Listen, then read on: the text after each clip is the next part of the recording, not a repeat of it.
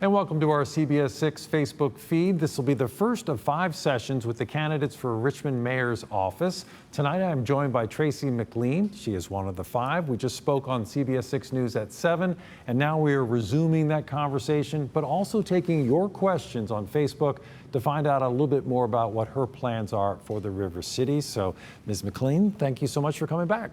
Thank you for having me back. We were talking a little bit earlier about some of the policing issues, and I wanted to get a little more in depth if we could. You said there is a policing problem, that the trust has broken down between the community and the police department, that community policing is so critical at this time. How would that, or a better version of that, fix what ails the Richmond Police Department? Because presumably it's similar to what affects police departments across the country.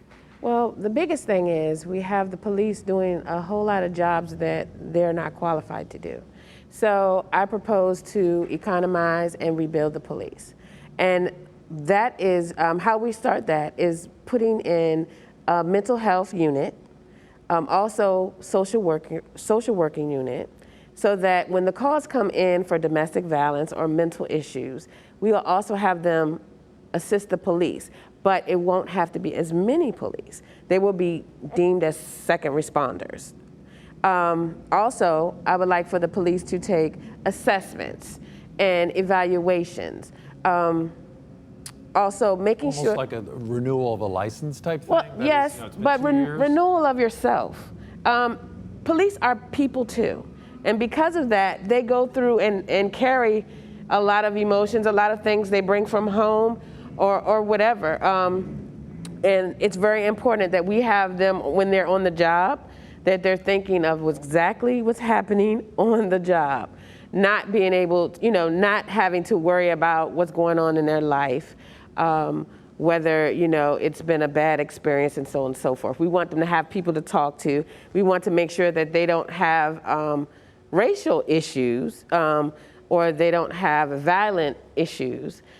Power struggle, which we all know that police have this power thing and, against the community. And that's the issue, like understanding that you definitely work for the community and you're helping the community, so you need to be a part of the community. So do you mean that the police certainly have certain power and certain powers, but you're saying in a sense they almost lord that power over the community in some cases? Yes, or definitely. So, and that's something that you say has afflicted the Richmond Police Department. Do you have right now hopes for change? We have a new chief, has been on the job about three months now. Well, that's one of our problems. We always fire a chief. When a new mayor gets in office, they'll fire another chief.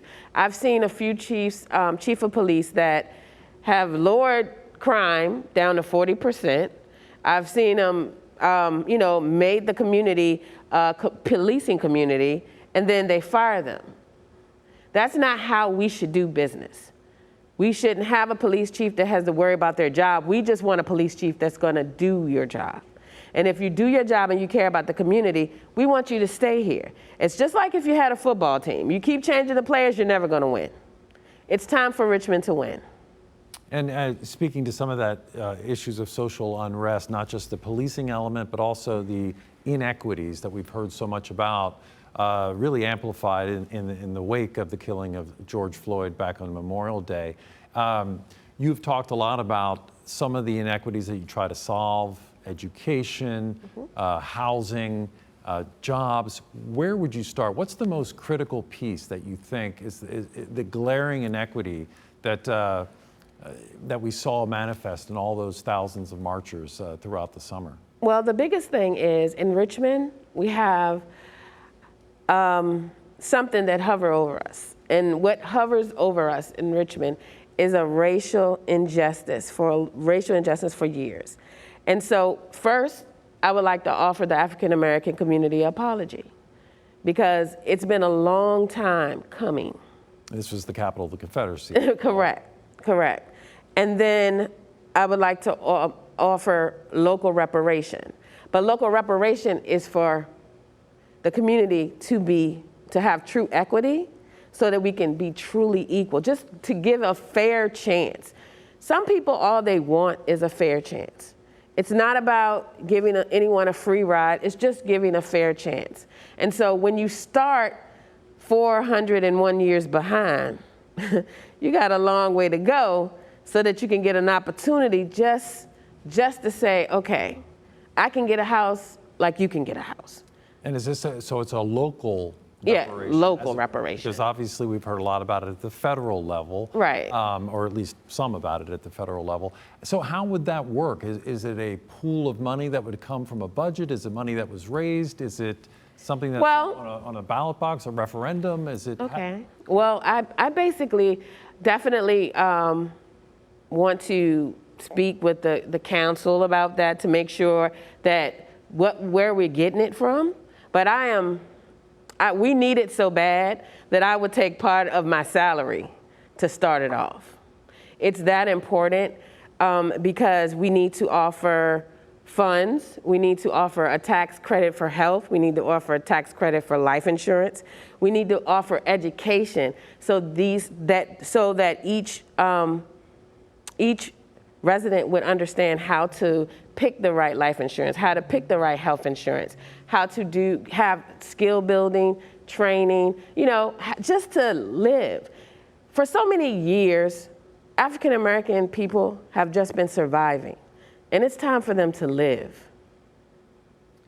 And so the reparations are one element as well. And then we talked a little bit about schools and where to start. So for example, and you mentioned that we're likely to be in virtual learning for quite some time, Yes. especially if there's a second wave of COVID-19.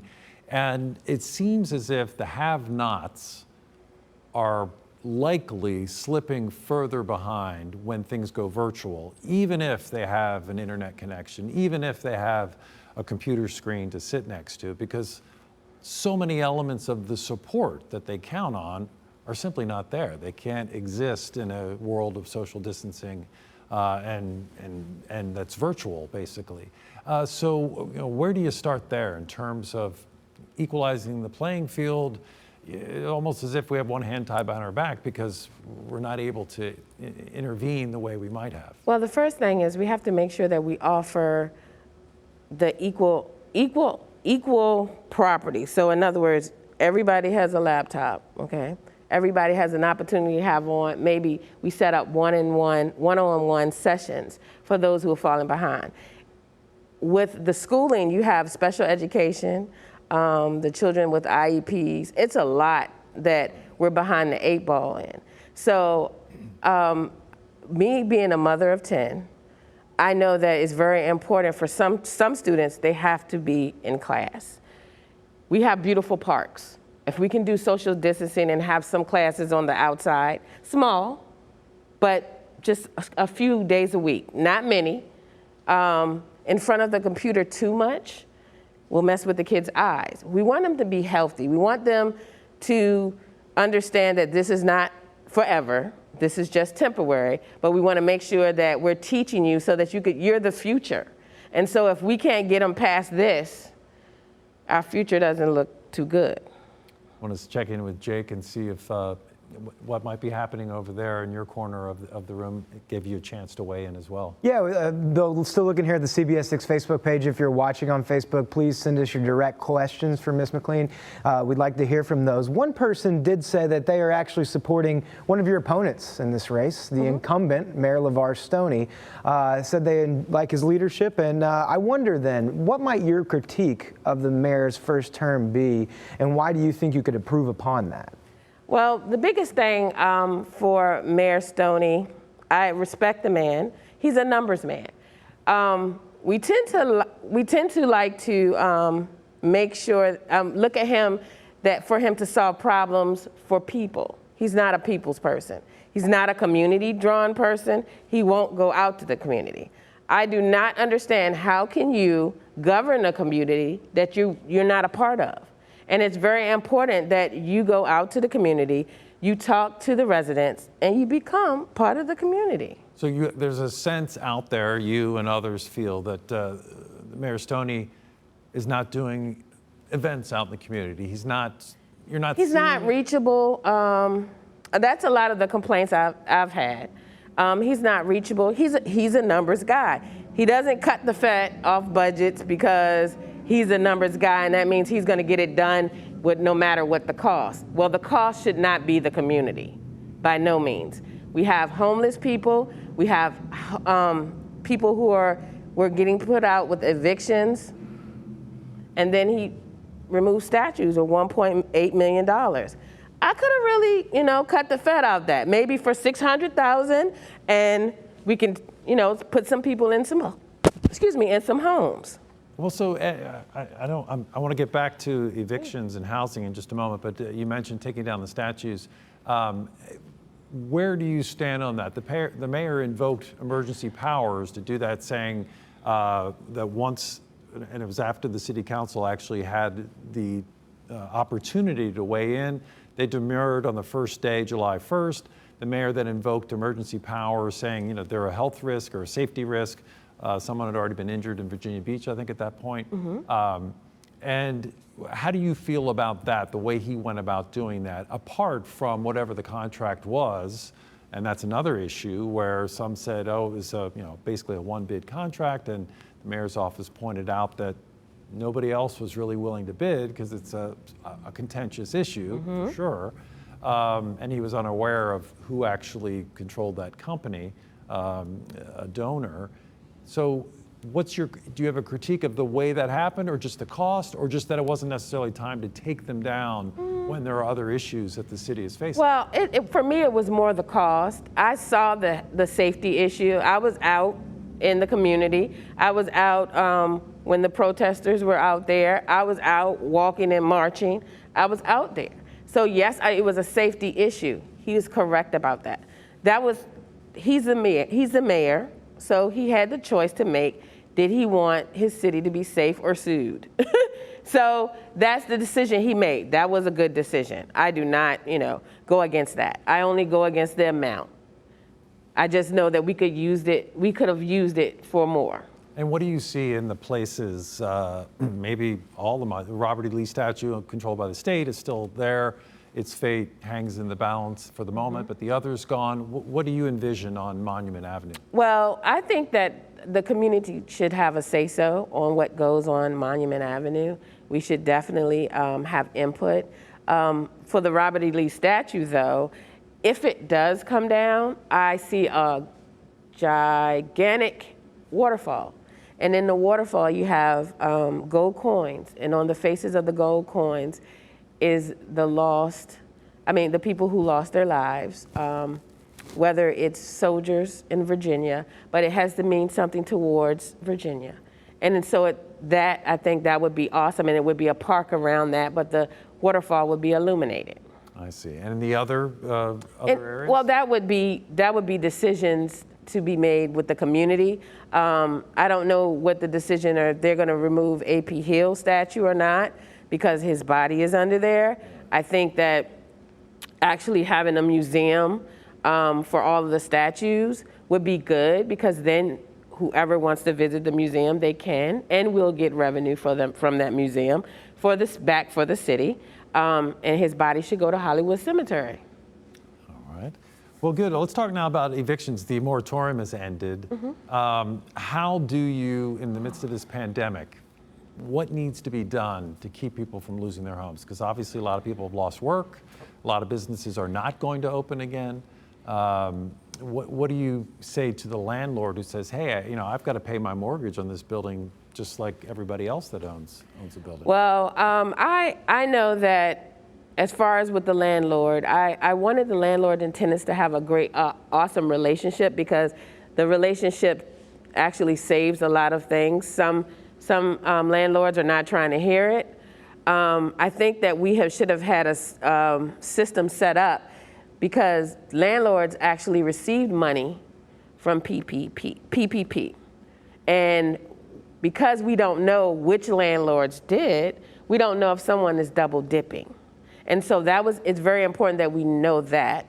Also, double dipping in that case would mean taking the payroll protection money. Right. And then what, evicting tenants, i.e. not cutting a break, or, right. or not evicting keeping all the their tenants, employees? Evicting the tenants from the payroll protection money. Evicting the tenants and not receiving the tenants' money, excuse me, the money that's coming from the city that is actually trying to help the tenants. Right. So making, right now, everybody has a hard time. Virginia has not paid the rest of the money for a lot of our tenants' unemployment. So they're hanging in a balance. Something needs to be done for the city. I know the state did not grant the governor, but the mayor can do something right now, and he needs to do it right now. All right, let's check in again with Jake and see what's happening on Facebook. Yeah, Bill, so the question from Cassandra McCrae, and it's a simple question, but it's got a lot of layers to this answer, I would think. She asked, how are you going to make the housing projects in Richmond safer? Obviously, that's an issue that has a lot of different layers to it, like I mentioned, but what would your plan be in order to make that happen in the city? Okay, well. Complicated issue, but it's critical. Well, it's something that I know about and I understand. The first thing is the projects in the city of Richmond, they do need to come down. But because we have residents in them, we have to do a transition. It's very important to do a transition so that they're okay when we move them. We're just gonna relocate them for a little bit, but they'll have first choice, first pick. I would like to build homes for home ownership on the property. Then when that property is developed, they'll have a place, they're back where they're at. Now, as far as the crime being in the neighborhoods, I can tell you that I know reparation will definitely help with lowering the crime rate simply because it has been a battle between the have and the have-nots for a long time. And so some things you worry about, it's frustrating. You have layers of anger and anger and issues that you go through. And so what we're seeing is actually minimal. If we don't get the right person in the city of Richmond, it's not going to be good. If we don't get anyone in the city as the mayor that care about the people, then it's not going to be good for the city of Richmond. And how do you convince people who live in areas that don't have affordable housing, whether you call it low-income housing, Section 8, federal subsidized housing?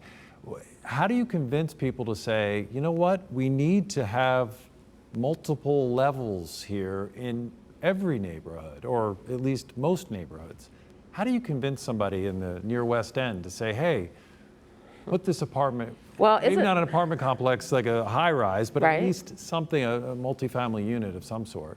Well, it's a stigma with low income, and people who are on low income are people too.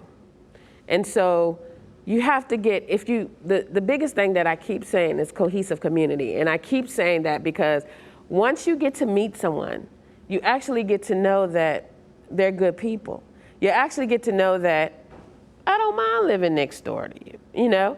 That's the biggest thing. You just gotta give a chance that we can get together as a cohesive community and make this happen. We have to do this. It's definitely for a better Richmond. Yeah, because when you have these isolated islands that become islands of poverty, yes, and all the issues that are endemic in that, whether it's crime, drugs, whatever. And it'll spill over. So no matter if you try to push something into one area, it's gonna always spill over and come out.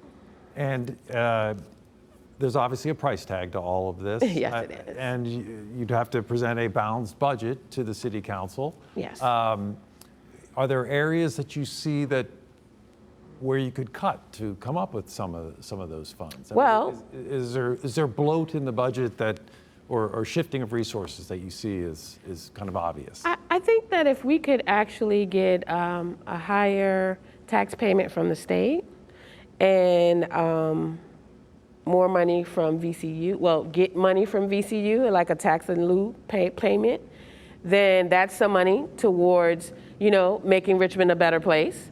And I'm sure that they would love to be a part of that. Also, some of the blighted properties that we have, I think that if we can put them back on the books and start collecting some taxes with that, or even developing them for units, for units that we could use to sell or to house some of the the people that's coming from the projects. All right, let's check in again with Jake and see who else has posted a question here on Facebook. We've gotten a couple really good questions here, Bill. A lot of them really focused on maybe policy issues, but also just on you, Ms. McLean, and your style of leadership, wanting to get to know you a little bit better. CJ Richardson wrote on Facebook a little while ago, a pretty simple question, but I think one that is really telling. He asks, what is your first day must do if you are elected mayor of the city of Richmond? Oh my goodness. Okay, so Mr. Richardson, the first thing I'm going to do if I'm elected is I'm going to go in my office and say, thank you, God. And then the second thing that I'm going to do, well, I would have done this before I've even stepped into the office, knowing who should still be at the city hall, who should still have their job.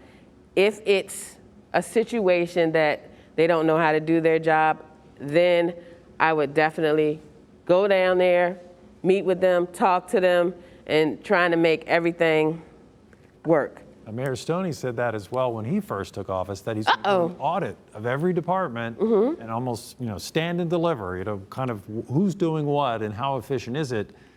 Could it possibly have gotten less efficient over these 4 years? Do you see that as low-hanging fruit? That's something that needs to be done? It definitely needs to be done. I think the situation is too that they're dealing with technology that is so old, like dinosaurs. So I want to make sure that when I would go to each department and do my auditing, that I would actually go there to ask questions and to listen to their concerns, because it might not just be them. They can't do their work the way they should because they don't have the proper supplies or the proper computers. Yeah, technology, huge issue. Jake, we'll go back to you again. Yeah, Andrea Brooks actually just wrote into us on Facebook. Pretty interesting, and I know you guys had this conversation a little bit just a few minutes ago. But Ms. McLean, my understanding is you're an RPS student formerly, and that your family lives here, obviously. She asked, education is critical for all of our children. What measures would you take to ensure the future of the city's schools? I know you guys have a plan on your website about that, and specifically with the COVID situation, but I wonder what big picture what big picture items do you think needs to happen in RPS to make sure there is an equitable education throughout the city? Okay, so definitely the technology at each school. I feel that every school that we have that's not new, we need to build a new school. We need to make sure that the kids have everything that they could possibly need to actually learn. Beyond that, they need to have teachers that are qualified and willing to give a part of themselves to each student. Counselors, English and Spanish speaking, a principal that really cares about their student. It actually takes a village to teach one kid. So that's the thought that I would have in the schools. We actually, over and over again, I'll say this over and over again, but a cohesive community, a family. And those are the things where when you have that, you won't go wrong. You'll make sure that everybody will be taken care of and nobody will fall through the cracks. And Jason Cameras, do you care to rate his superintendency? I think that's the word. The job he's done as superintendent of Richmond Public Schools. Well, this is the thing. A lot of people have jobs, but they're not given the proper supplies or the proper platform when they come in. So for him, he has a little work to do. But I don't feel like I said about the police chief, if we keep firing people, they'll never get it right. So what we're trying to do is make sure that they understand exactly what we need and get it done. Pretty straightforward. Anything else, Jake, that's salient right now? Yeah, I think we're getting close to the end of our time here, and Michael Ross, our Facebook friend, had a pretty good question, a simple one again, but I kind of like the simple questions, to be candid with you. You're obviously one of several candidates in this race, and for all those undecided voters out there who have not cast their ballots just yet in the city of Richmond, he wonders, what quality do you have that you feel separates you from the field? Well, the main quality that I have is that I am a people's mayor. I will go out to the community and I will listen to the community. I'll walk the community. I will meet the people. I will understand the people. I am the people. I am you and you are me. The reason why I'm running is because we always put people in office that don't understand nothing we go through. I'm the person that'll understand. I'm the person who understands. And I understand and I have the solution because I might have been through it. I might know someone who's been through it and they made it through. That's my quality. Well, that is an excellent way to end this session. Tracey McLean, we wish you the best of luck. Thank you for spending this time with us and taking the time to answer those questions so thoroughly and in depth. Thank you. It's been very rewarding, and thanks to our Facebook fans for your contributions too, and of course the illustrious Jake Burns, who deftly managed that. Thank goodness you have such good eyes, Jake. Thank you, and we'll be back again tomorrow night for another edition, but in the meantime, have a great night.